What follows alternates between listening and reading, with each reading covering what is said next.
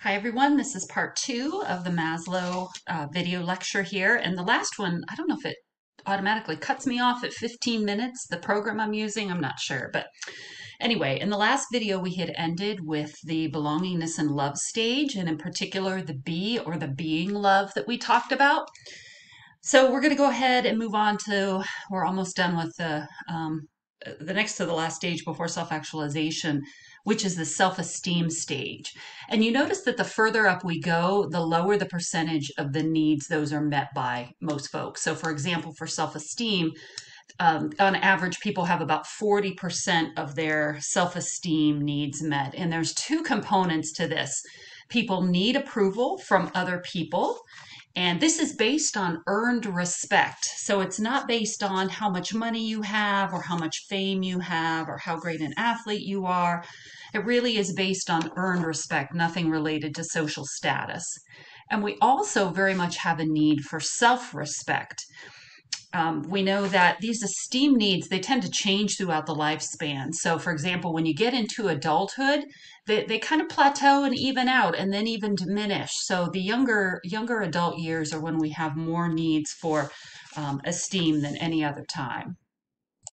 Part of the reason those needs tend to change and plateau is because we know that adults are much more realistic in their self-appraisal than younger people, older adults are. They have experienced adequate esteem gratification, and so now they can move on to other things, which usually includes the self-actualization stage, which is next. So before we get into the self-actualization stage, one last thing I wanted to mention about esteem needs.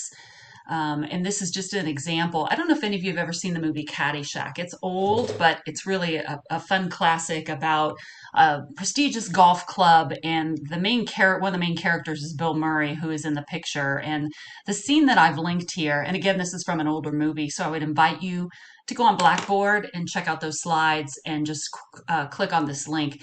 He's the groundskeeper, and he clearly has some level of disabilities, but also is just, a nice guy and just trying to make his way in the world. And so this particular scene shows that everybody, no matter what your level of ability, what your level of prestige, has needs for esteem. So most of the time, we often need just minimal satisfaction of these needs in order to keep moving on. So it's pretty easy to get your physiological needs 100% met. It's easy to get sometimes your safety needs met. But as you get up closer to the esteem needs, it's much more difficult to get those met.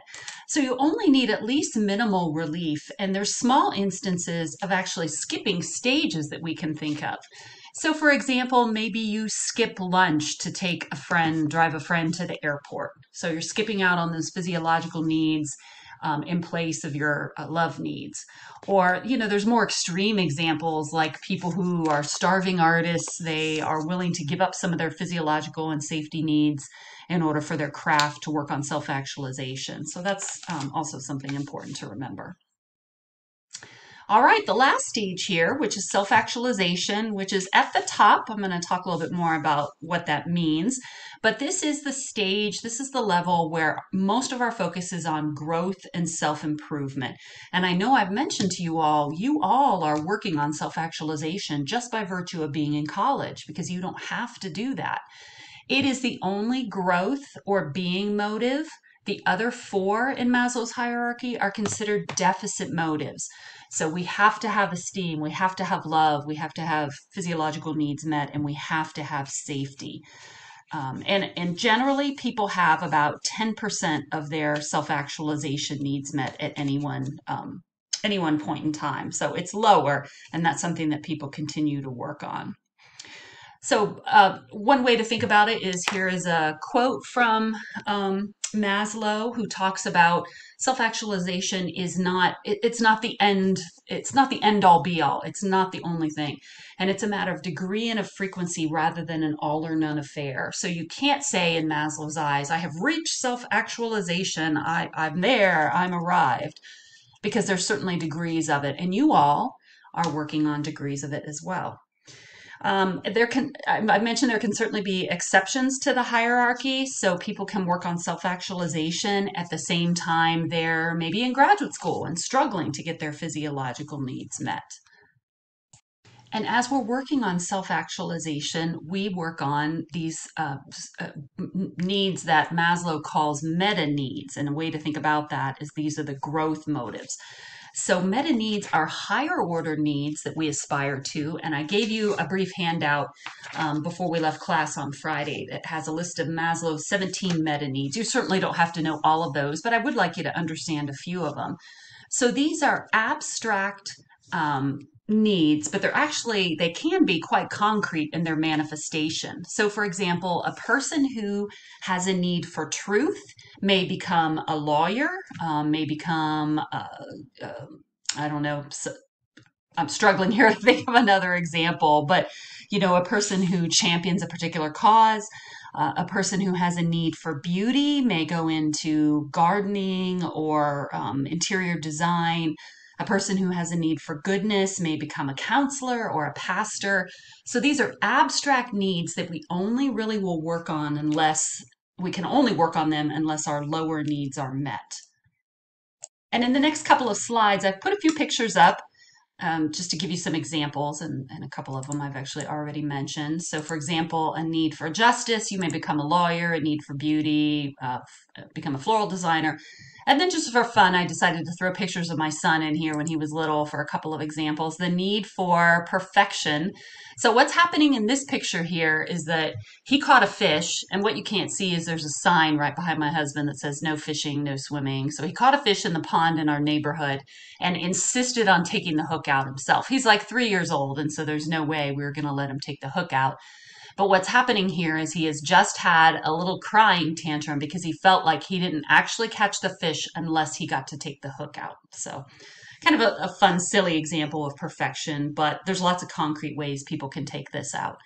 And then a need for order. So people with high needs for order, this can be reflected in their professions. So maybe they go into computer science or math, other the sciences, ways that have order. This silly picture, my son was just putting all his little train cars, his little Thomas train cars, in some kind of order. So just trying to have a little bit of fun with this. This slide is pretty similar to the handout I gave you and just lists the 17. So what I'd like for you to do is just kind of take a look at that list and think about the couple, and nobody focuses on all of them. We just don't have time. So take a look at this list and figure out which one or two or three you think is the most important to you. Now, when we are deprived of pursuing our meta needs, Maslow says we can develop something called meta pathologies. So if you think pathology means disease, he says these are diseases, and they're not physical diseases, but they are kind of psychological illnesses when we're deprived of our meta needs that people can develop. And he says these come out in personality characteristics.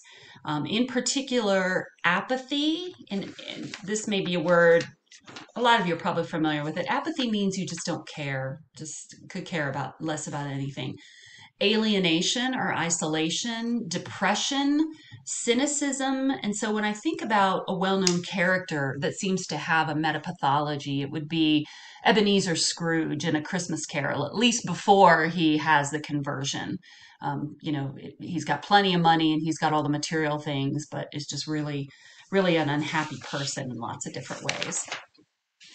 So thinking about the meta needs and the meta pathologies, again, since we're not in class, you don't actually have to do this, but what I find is really a useful exercise is to think about 3 jobs or occupations you are considering. So some of you may know exactly what you want to do, others have no idea, but 3 possibilities. And even if you know what you want to do, list a couple runners up and think about the meta needs that each would meet of that. So if you pick, let's say, athletic training, I know people are very interested in that.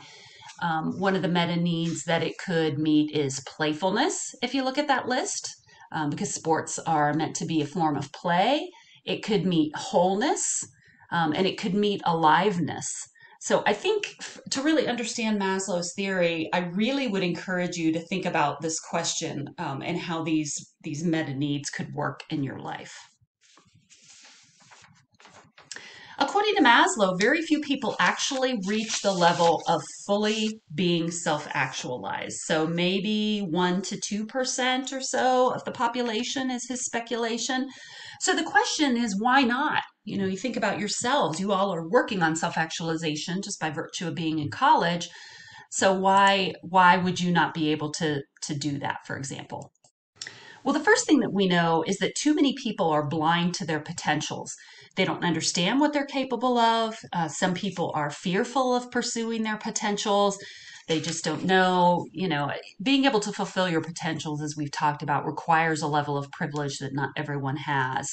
And so, if you're basically stuck at the lower needs and you don't know what you can achieve, you're probably not going to be able to do that. We also know that people need a facilitative society in order to be able to fulfill their potentials. You're going to need some help along the way. And there are some examples in addition to having resources, but some people encounter stereotypes in their life. You know, like women can't be engineers, that's an old one, but it's still prevalent, or men can't go into nursing, or you know, you have to have money to go to medical school, something like that. So norms and stereotypes tend to stifle people from being able to pursue everything that they want to. And then this last one, and this is oftentimes the biggest one. I've mentioned this before, I think, but Maslow says that the safety needs are the biggest barrier, obstacle. So we hesitate to take risks that could lead to self actualization, but might actually threaten our safety. And there are really a couple of examples we can think of here. If you really want to go into theater or music or one of the arts, but you're worried that you won't be able to get a job, so you decide to go into business or pick a safe major. That's the obstacle needs, or that's the safety needs, perhaps putting an obstacle there. Or if you're in a relationship that's not good for you and you know there's probably someone better and you could be happier, but you're afraid to leave. You don't want the change. That's the safety needs proposing or posing an obstacle, I should say. So, a couple things to think about that can get in the way of self actualization. Maslow also points out, and I'm going to be real clear about this, self actualized people are not perfect by any means. They're not, you know, they might be people that you recognize, but they don't have everything. But they do have some qualities in common that make them unusual from people who are not self actualized. So, let me go through these kind of quickly. He says that self actualized people are realistic, first and foremost. So they perceive others correctly in situations without injecting their own needs. They can detect phoniness and dishonesty in other people, and they oftentimes have a greater tolerance of ambiguity. So lots of situations in life are ambiguous, and most of us have a hard time. We want answers, but people who are self-actualized don't necessarily have these problems. Another trait of a self actualized person is acceptance. They accept others for their faults. They accept differences between people, and they certainly accept differences between their own and others' opinions. So there's wide acceptance and tolerance of other people. They are certainly autonomous. They can grow independently. They have self direction and free will. They don't need to look to their family for approval or anybody else for approval or necessarily seek out advice. I'm going to talk about this a little bit more in a minute, but people who are self actualized are more likely to have what we call peak or mystic experiences. This is kind of an interesting phenomenon that Maslow talks about. And peak experiences are kind of a state of peace and excitement at the same time. So I'm going to talk about that more in just a moment. People who are self actualized possess a type of detachment that other people may not necessarily like as well. So these aren't people that are necessarily happy all the time. They feel deeply, they think deeply, they say what they think and believe, and so other people may struggle with that. So, this detachment, this need for privacy, they need privacy and solitude.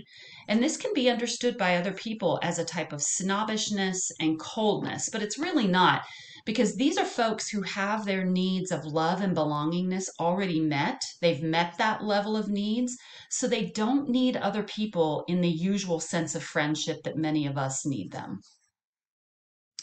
And then the last criteria we'll talk about here is social interest. These are folks that are often troubled by problems of the human race. They really possess a desire to help other people, and they are often very compassionate and sympathetic towards the plights of other folks.